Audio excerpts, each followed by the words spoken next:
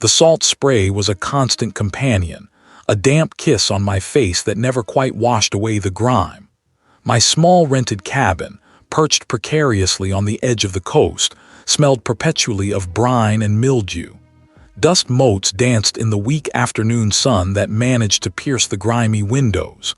It was a fitting monument to my life, neglected, forgotten, and slowly decaying. I'd traded the sterile hum of the lab for the roar of the ocean, the sharp scent of disinfectant for the pervasive funk of the sea. It suited me, or at least it was supposed to. My routine was as predictable as the tide. Wake before dawn, stare at the gray horizon until it bled into a bruised purple, then potter around the cabin. I'd spend hours meticulously cleaning the few tools I'd brought with me, a set of specialized scalpels, a magnifying glass with a cracked lens, a well-worn notebook filled with cryptic scribbles only I could decipher. Each polished surface felt like an apology, a silent plea for forgiveness to a profession I'd so spectacularly failed. The phone ringing was an anomaly. It had been months since it last made a sound, months since the last time anyone had bothered to seek me out. I'd practically vanished, shedding my old life like a snakeskin. The jangling sound, shrill and insistent, grated on my nerves. It felt like an intrusion, a violation of the carefully constructed peace I'd built around myself. I let it ring, a small, petty part of me enjoying the disruption, but it kept ringing, a persistent, insistent demand. With a sigh that felt heavier than it should, I reached for the dusty handset. Yeah, my voice was a rusty hinge. Silence on the other end, then a clipped professional tone. Marcus, is that Marcus Thorne? My stomach tightened. Thorne. The name felt like a brand. Who's asking? Detective Harding, I'm with the Metropolitan Police. We need my help. I almost laughed. My help? I've got the wrong number. I'm retired. We know my background, Marcus, my specialization. Harding's voice dropped, a subtle shift in tone that sent a prickle of unease down my spine. This is unusual, very unusual, and it's beyond our current capabilities. We've been advised to reach out to I. Advised by whom? I asked, my hand tightening around the receiver. The spray outside seemed to be picking up, the wind whistling a mournful tune around the cabin. That's not important right now. What's important is that we have a series of incidents, and they are escalating. We've got a situation at the morgue at capacity after mass casualty event, and it's only getting worse. The words hit me like a physical blow. Morgue at capacity after mass casualty event. The phrase itself was a chilling echo of my past, a specter that haunted my waking hours and invaded my dreams. I remembered the chaos, the overwhelming stench of death, the impossible logistics of trying to make sense of so much carnage, and I remembered my failure. I don't do that anymore, I said, my voice low and firm. Marcus, please, we're talking about precision, a level of detail that's frankly terrifying. The staging is meticulous. It's like nothing we've ever seen, and the patterns. Harding trailed off as if the words themselves were too heavy to utter. Patterns. The word sent a tremor through me. Patterns were my obsession, the intricate threads that connected seemingly disparate events. I'd seen them where others saw only random violence. I'd seen them in the case that had ruined me. That's just it there. Familiar, disturbingly so, to I, Marcus. We think the perpetrator knows my work. This wasn't just about a case. This was personal. The ocean's roar suddenly sounded like a mocking laughter. I closed my eyes, picturing the sterile white walls of the labs I'd left behind, the sharp scent of formaldehyde, the glint of steel under harsh fluorescent lights. My hands, calloused from mending fishing nets and patching leaks, felt clumsy, inadequate. But the detective's words, the implication of a killer who understood my mind, tugged at something deep within me, something that refused to stay buried. Where? I asked, the single word a reluctant surrender. The wind outside howled, and for the first time in a long time I felt a flicker of the old fire, a dangerous, intoxicating spark. The past was coming to collect, and it seemed I had no choice but to answer the call. The salt spray stung my cheeks, but it was the chill that had settled deep in my bones that truly bothered me. The roaring ocean, usually a bomb, now felt like a judgment. My eyes snapped open, the image of sterile labs, the sharp tang of chemicals replaced by the grim reality of the scene before me. The police tape, a garish yellow against the bruised twilight sky, cordoned off a stretch of the old pier. Beyond it, figures moved with a grim efficiency, their silhouettes stark against the flickering emergency lights. This was it. The call I'd been dreading, the one that pulled me from the quiet oblivion I'd built for myself. A colleague, a voice I hadn't heard in years, had been strangely insistent. "Marcus," he'd said, his tone tight with an urgency that had cut through my carefully constructed indifference. "We need you now." I ducked under the tape, ignoring the sharp intake of breath from a uniformed officer. My presence here was an intrusion, a ghost from a past they'd all tried to forget. The air grew heavy, thick with the metallic tang of blood and something else, something acrid and unnerving. I recognized it instantly, a scent that had haunted my nightmares for years. Formaldehyde. My gaze swept over the scene. A lone figure lay sprawled on the damp wooden planks, a macabre tableau illuminated by the harsh glare of a portable spotlight. The arrangement was deliberate, too deliberate. The victim was positioned with an almost artistic precision, their limbs angled in a way that screamed staging. A single, deep laceration marred their chest, clean and sharp, like a surgeon's cut. "Marcus, what the hell are you doing here?" The voice was familiar, laced with a resentment that hadn't faded with time. I turned to face the detective, his jaw tight, his eyes narrowed in suspicion. He was older, lines etched deeper around his mouth, but the disdain was the same. "I got the call," I replied, my voice rougher than I intended. He snorted, a sound devoid of humor. "Yeah, well, some of us still do the actual work. This isn't your playground anymore." "It never was," I said, my gaze returning to the victim, the meticulousness of the scene. It mirrored the cases that had ended my career. The same unnerving precision, the same unsettling lack of obvious motive. "This is familiar," the detective scoffed. "Familiar? You think this is just another one of your little experiments? This is real, Marcus, and it's messy." I knelt beside the victim, ignoring the detective's glares. The skin was already cooling, a waxy pallor creeping across the face. I gently lifted an eyelid, noting the fixed dilation. Rigor mortis was setting in, a subtle stiffness in the limbs.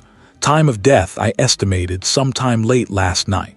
The wound itself was a work of art, or rather a work of horror. No hesitation, no jagged tearing, a single precise incision. "Who found him?" I asked, my eyes scanning the surrounding area. No signs of a struggle, no dropped weapons. "A fisherman this morning," the detective grunted, his impatience palpable.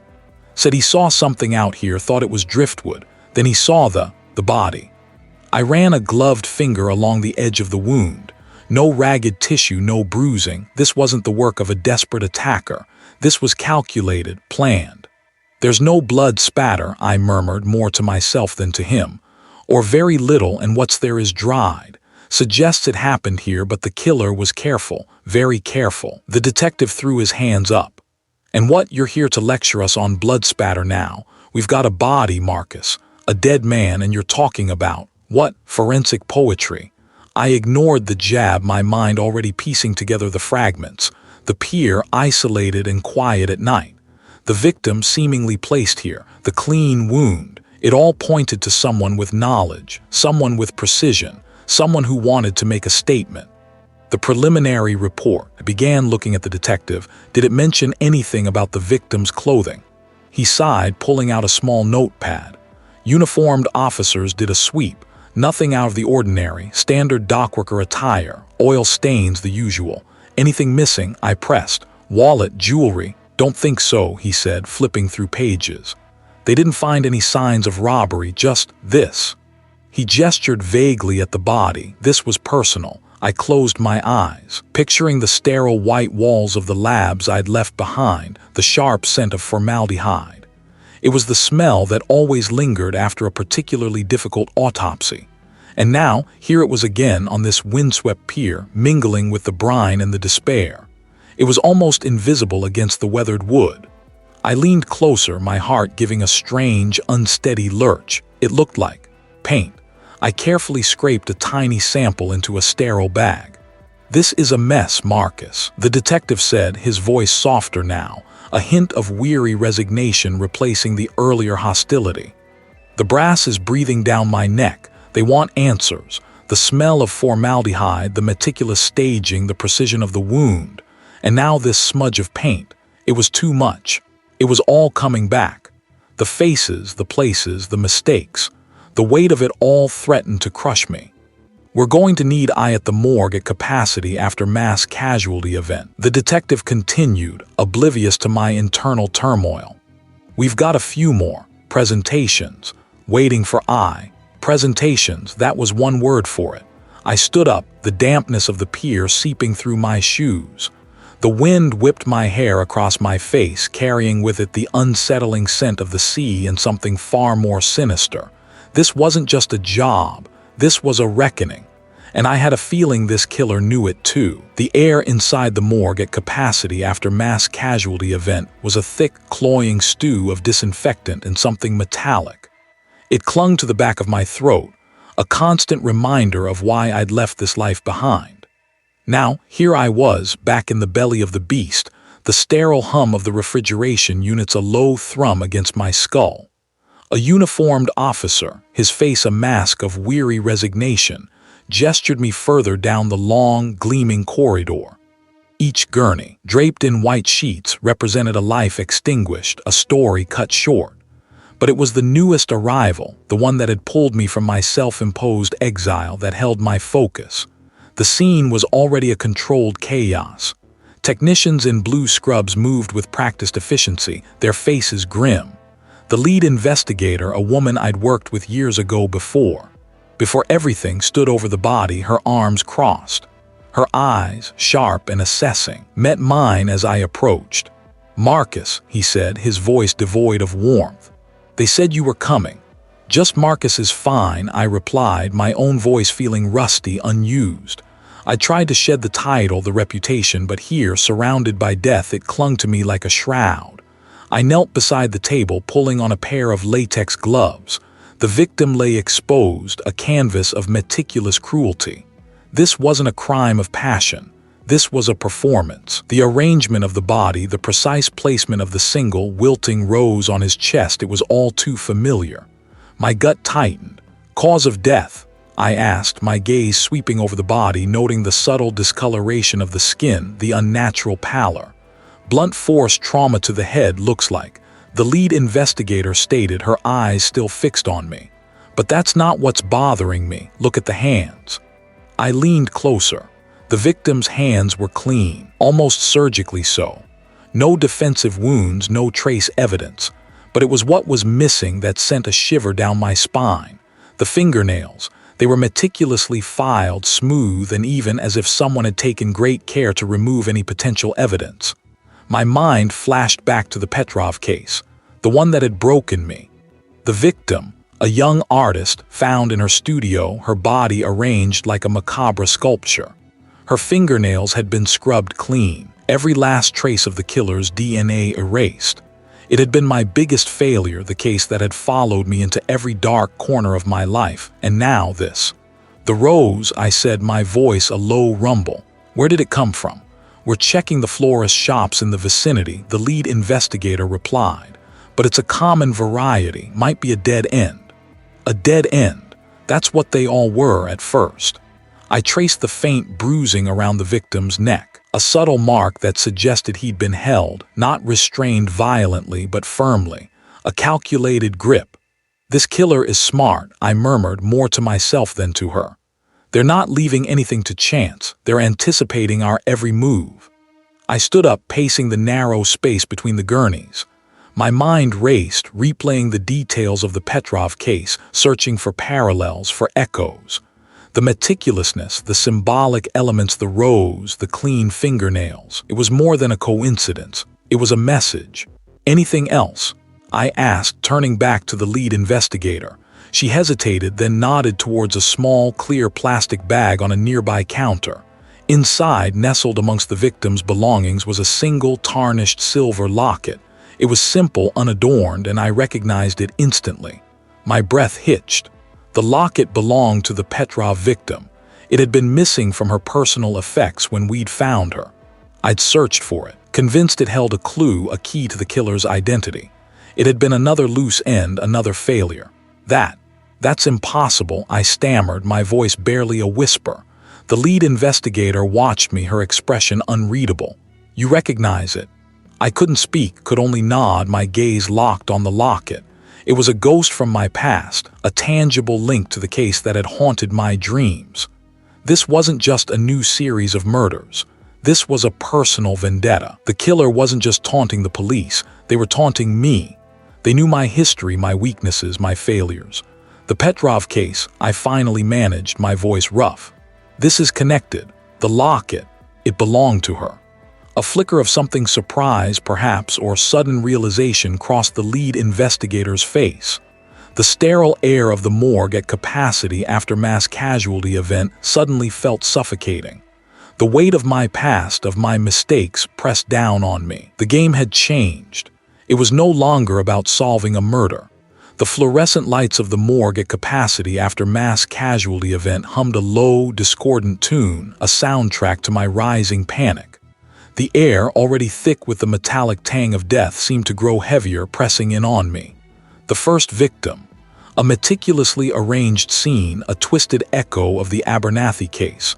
I'd thought it was a coincidence, a sick joke by a copycat.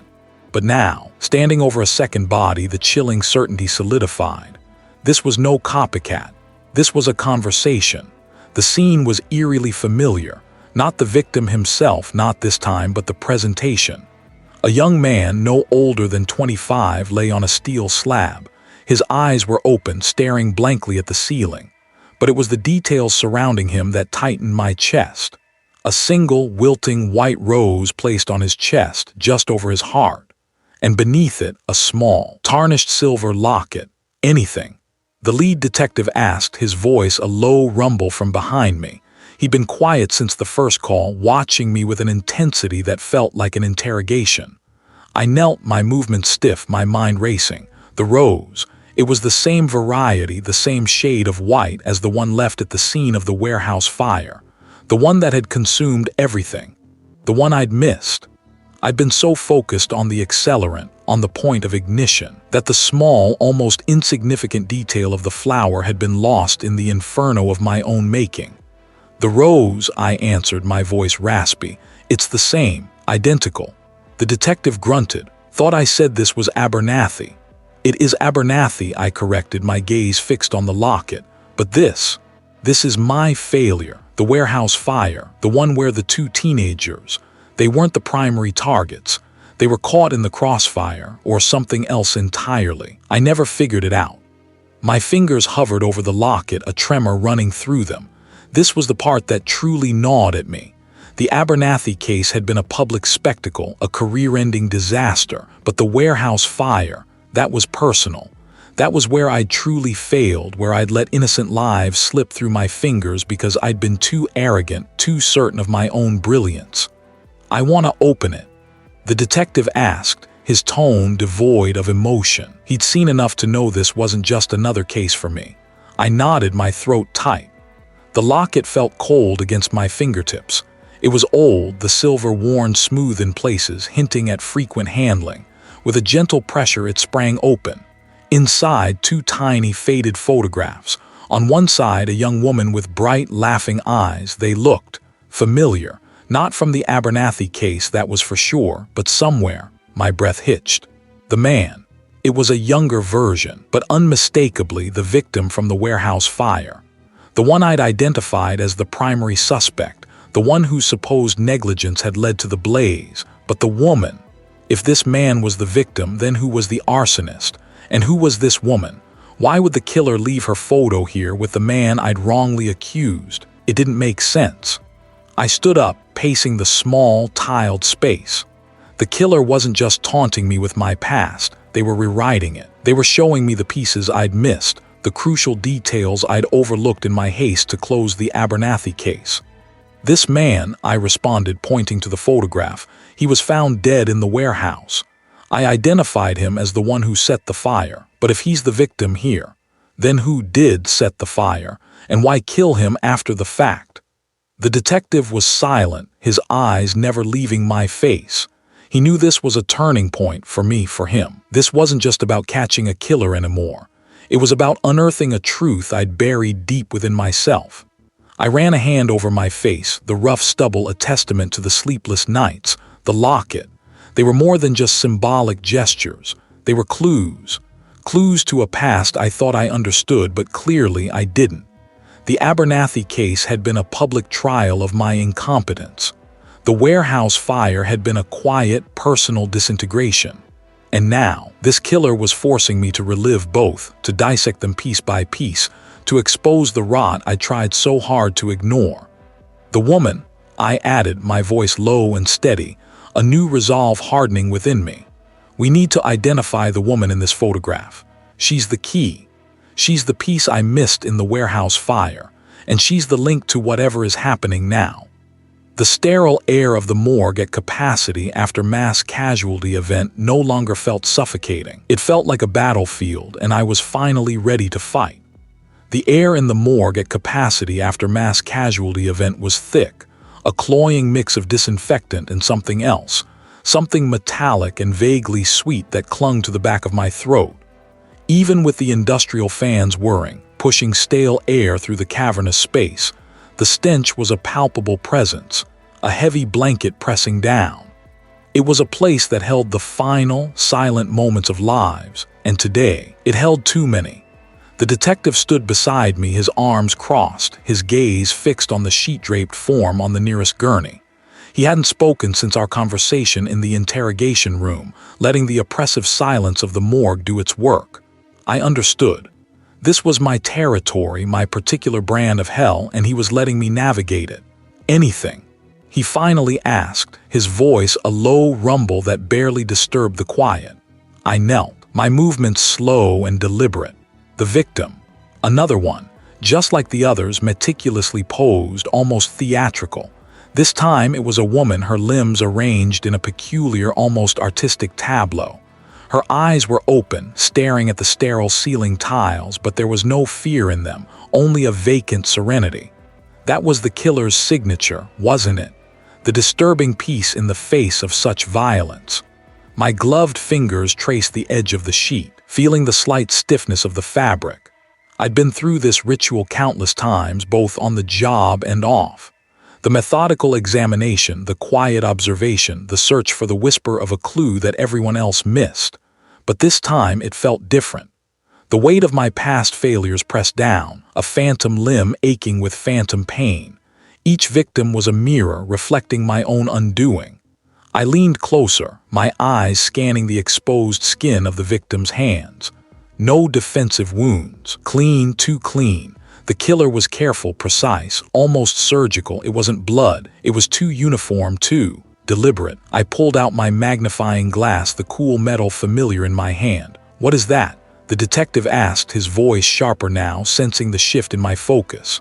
"I don't know yet," I admitted, my brow furrowed.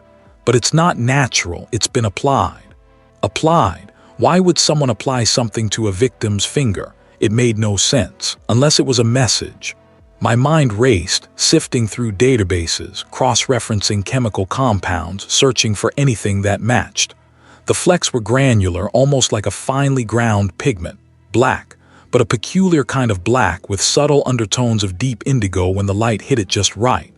As I worked, my gaze drifted to the victim's neck. A faint mark, almost invisible, caught my eye. It wasn't a ligature mark. It was a small, circular indentation, as if something small and heavy had been pressed there. I leaned in, my breath catching in my throat. It was a symbol, a tiny, embossed symbol pressed into the skin. My hands trembled slightly as I reached for my phone, pulling up the encrypted file from my personal archive, the one I'd sworn never to look at again. The file containing the details of my last case, the one that had ended my career, the one that haunted my dreams. There on the screen was a photograph of a similar mark on a different victim years ago. My victim, the one I'd failed to save, The symbol was identical. This wasn't just a copycat, this was personal. The killer wasn't just mimicking my past failures, they were reliving them with me. They knew about the symbol, they knew about my case. The detective was watching me, his expression unreadable. "Marcus, what is it?" I looked up, my eyes meeting his. The determination in my gaze was now tinged with a grim resolve. "He's leaving a signature," I said, my voice low and steady. "And it's a signature I recognize. It means he knows me." The flecks on the finger, the symbol on the neck, they weren't just random details. They were pieces of a puzzle carefully placed. The flecks, I realized with a jolt, were consistent with the pigment used in high-quality artists' charcoal. And the symbol was a stylized raven, a detail I'd overlooked in my own investigation all those years ago, dismissing it as a random tattoo or a birthmark. It was a mistake I would never make again. This killer wasn't just taunting the police, they were taunting me.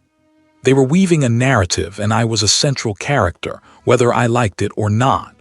The midpoint of this nightmare had just arrived, and it had landed with the force of a physical blow.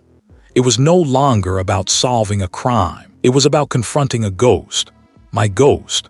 The smell hit me first, a thick, cloying perfume of death that even the industrial-grade air purifiers in the morgue at capacity after mass casualty event couldn't fully dispel.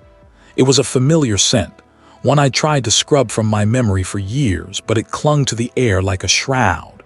I pulled my nitrile gloves tighter, the snap echoing in the sterile, brightly lit space.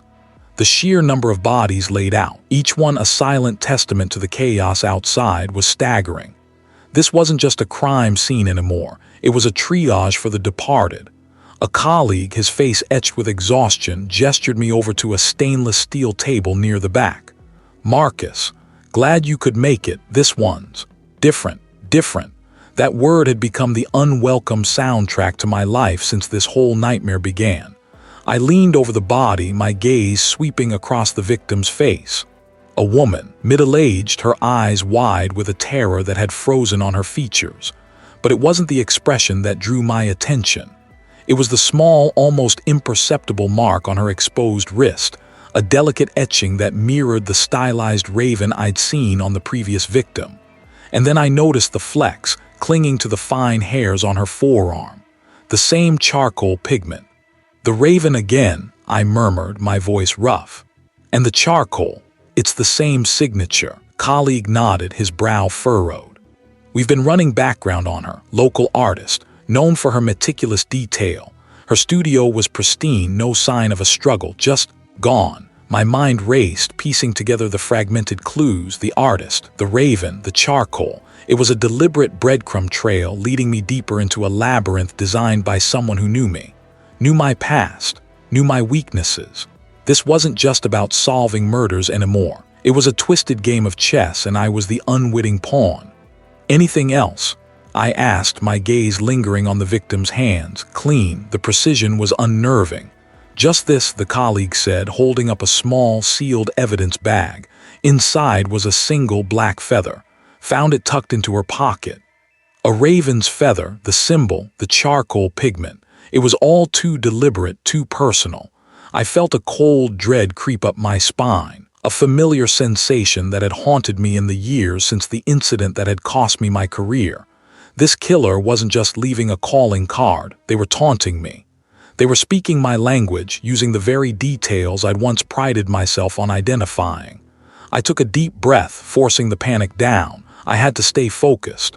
What about the security footage from her studio? Anything? Nothing. Cameras were offline for maintenance. Convenient, right? The colleague's sarcasm was a thin veil over his own frustration. Convenient or planned? This killer was smart, meticulous, and terrifyingly patient. I remembered the charcoal dust on my own fingertips, the faint scent of turpentine that used to fill my lab. It was a life I'd tried to leave behind, a life I'd been forced out of. And now it was back, demanding my attention. As I turned away from the table, my eyes fell on a small, framed photograph on a nearby desk. It was a picture of the victim smiling, her arm around another woman. A woman I recognized instantly, my ex-wife. My breath hitched. The The colleague followed my gaze. "Oh, that's her sister. She reported her missing, came in yesterday." Sister, not ex-wife. The relief was immediate, a wave washing over me, but it was quickly replaced by a fresh surge of unease. The killer knew I'd be looking at this.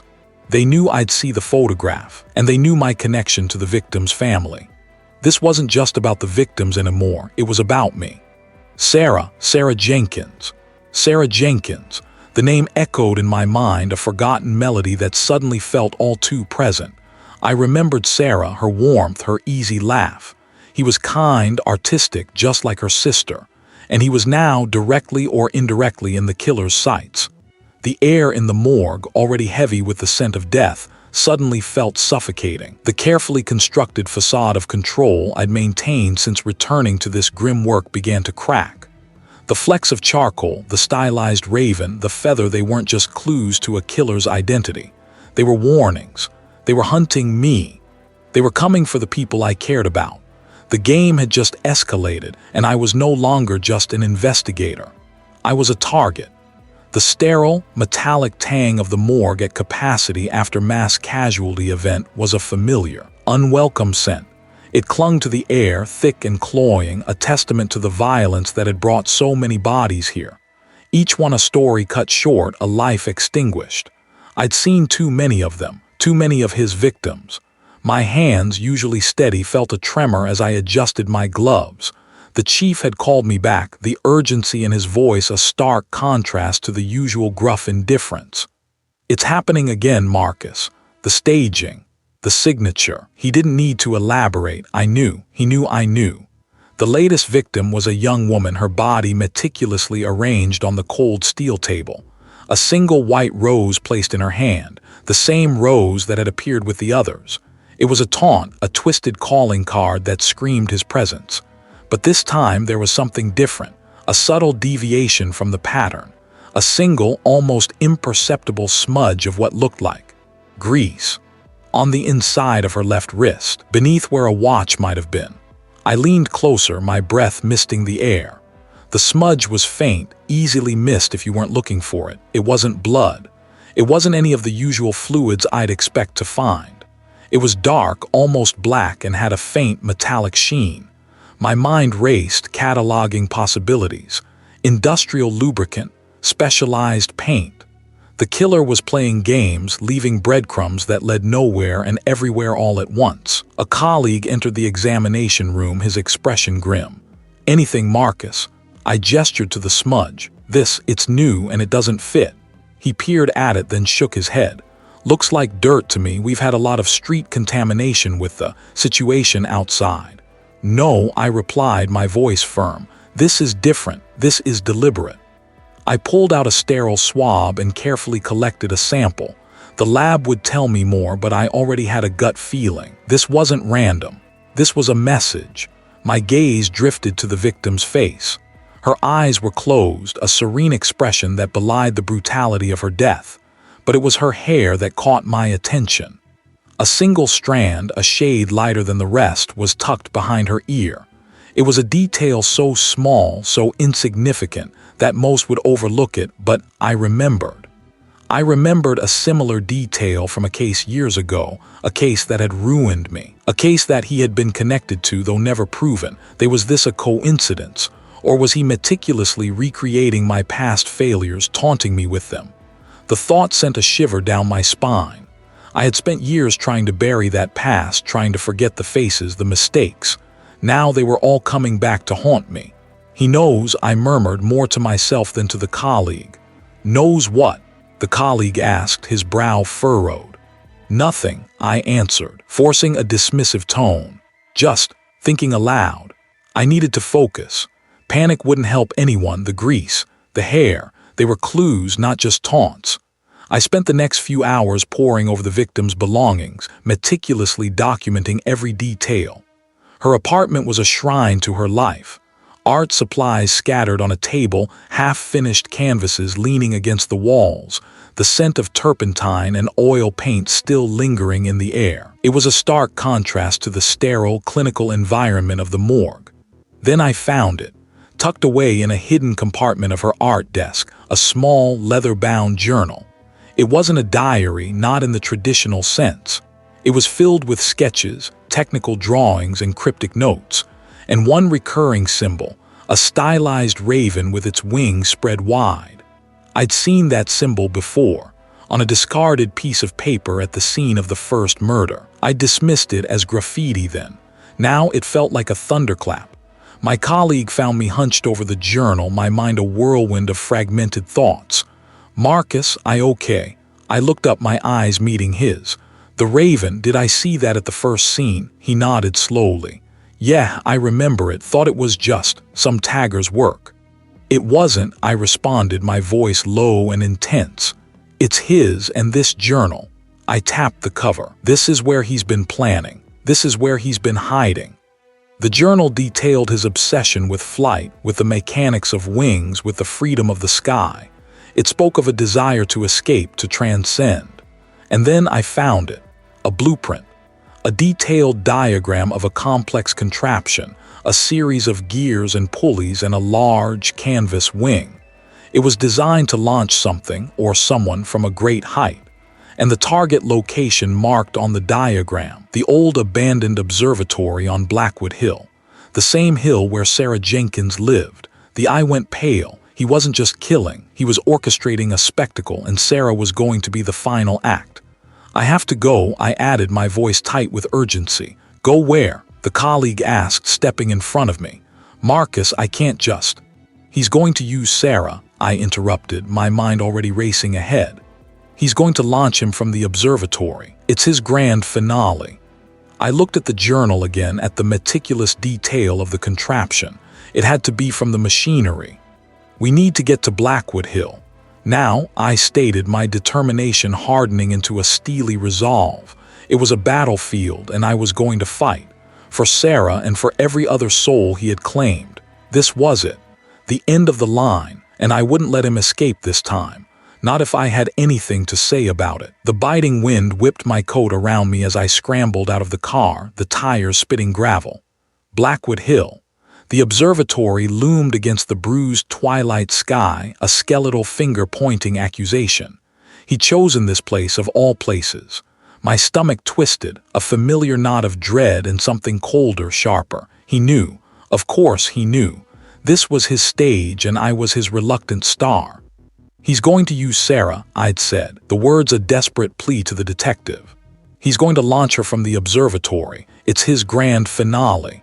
The journal, filled with a madman's meticulous calculations, had confirmed it.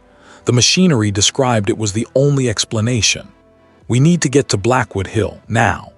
The detective and his team were already fanning out, their flashlights cutting shaky paths through the encroaching darkness.